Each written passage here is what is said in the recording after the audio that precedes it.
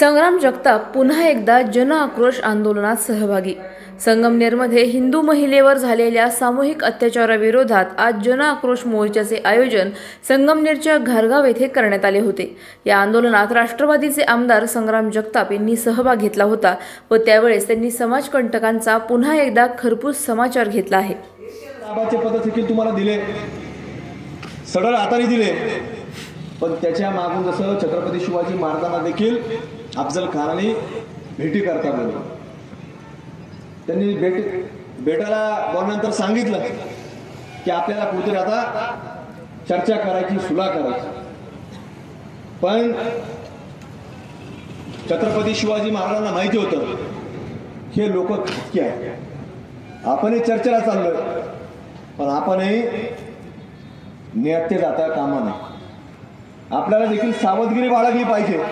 आणि मग ज्या वेळेला छत्रपती शिवाजी महाराज अफजल खानाला भेटायला गेले आणि जसा छत्रपती शिवाजी महाराजांवरती वार करण्याचा प्रयत्न अफजल खानाने केला, त्या क्षणाचाही विलंब न करता छत्रपती शिवाजी महाराजांनी अफजल खान फाडून टाकला, त्याचे डेडाळे बाहेर काढले। आणि ते उदाहरण तुम्हाला सांगतो, मेंढा साहेबात आपल्याला करावं लागलं। आपण सगळं हाताने केलं, पण यांचे मनसुबे त्याच्या मागचे चांगले नाही।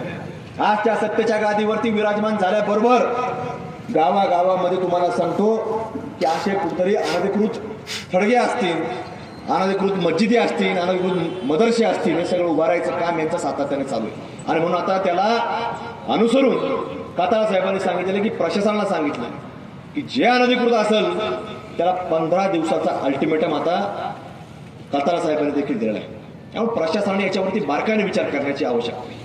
आणि जरी 15 दिवसामध्ये काढली नाही तर त्याचा पाठपुरावा करण्याची जबाबदारी आपल्या सर्व इथलच्या सर्व बांधवांची आहे। त्याचा पाठपुरावा आपण केला पाहिजे। आज समाजामधल्या हिंदू संघटनेसमोर देखील आज निर्माण झाली की किती जागरूकता आणायची, किती विचार कालपर्यंत पोहोचवायचा की अशा लोकांची संबंध ठेवू नका, अशा लोकांची कुठेतरी आपण लांब राहिलं पाहिजे। आता त्याच्यामध्ये एक आरोपी आपण पाहिलं की एक बाहेर राज्यातला, पण तो आपल्यातला।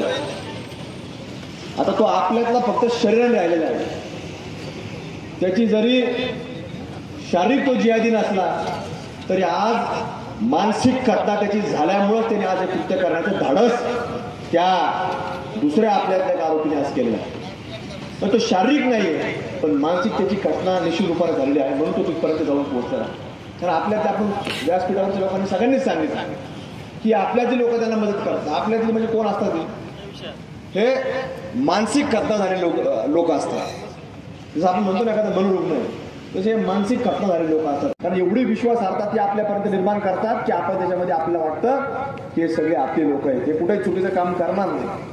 आणि एखादी अशी घटना घडतील आपल्याला वाटतं चुकून घडली असेल, हे एकदा नाही 10 नाही, मला वाटतं तुम्हाला म्हणतो 50-100 वेळा आपल्या वाटतं चुकून घडलेलं आहे। आणि तुमच्यासारख्या भूमिका हे शेकडो लोकांनी महाराष्ट्रभर केल्या, आमच्यासारख्या लोकांनी केल्या। पण हळूहळू जाणवायला लागला तर किती दिवस चालणार?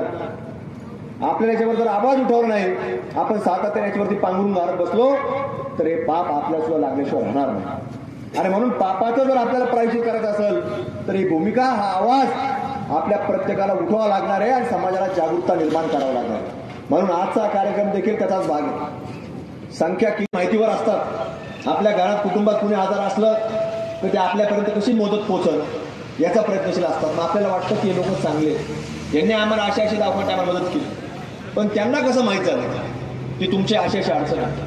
कारण ते तुमच्यावरती लक्ष ठेवून असतात। पण तुमच्याला जर कुठली अडचण असेल तर आपल्यातले बरेच माणसं अशी सगळं हाताने मदत करणार, त्यांच्यापर्यंत आपण ती भावना पोहोचवली पाहिजे। प्रत्येक गोष्टीचा एक बारकाईने आपण विचार केला गेला पाहिजे। आणि या माध्यमातून आज तसं पाहायला गेलं तर पोलीस प्रशासनाकरता फार मोठं आव्हान आहे की अद्यापपर्यंत तुम्हाला आरोपी सापडला नाही। हे आज पोलिसांचं पाहायला गेलं तर हे फार मोठं अपयश ज्याला म्हणावं लागेल। हे वेगवेगळ्या जातीतले सापांचे प्रकार आहेत आणि जास्ती करून जर आपण पाहिलं तर हे साप हिरव्या जातीचे जास्त आहेत। आणि ह्या लोकांना त्याचं काही घेणं नाही, कुठल्याही जातीचा हे बघत असतात। साप आला गेला, घरातून बाहेर येतो जातो, हे सगळं बघत असतात। पण हे लोक ठेचतात कोणत्या सापाला? जो यांच्यावरती फणा काढन त्याला ठेचून काढण्याचं काम हा आदिवासी समाज करत असतो। आणि आज ती वेळ आलेली आहे की आता हा हे साप हे फणा काढायला लागले, घरापर्यंत यायला लागलेले। म्हणून आपल्या सर्वांना जागृत राहण्याची आवश्यकता आहे. अधिक माहितीसाठी स्टार इंडिया 1 न्यूज पाहत रहा. चॅनलला सबस्क्राईब करा आणि अशाच अपडेट्ससाठी बेल आयकॉन दाबा.